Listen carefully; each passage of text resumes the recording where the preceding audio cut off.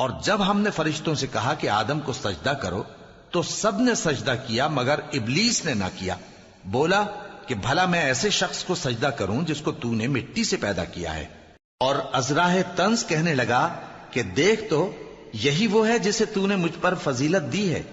اگر تو مجھ کو قیامت کے دن تک کی مہلت دے تو میں تھوڑے سے شخصوں کے سوا اس کی تمام اولاد کی جڑ کاٹتا رہوں گا.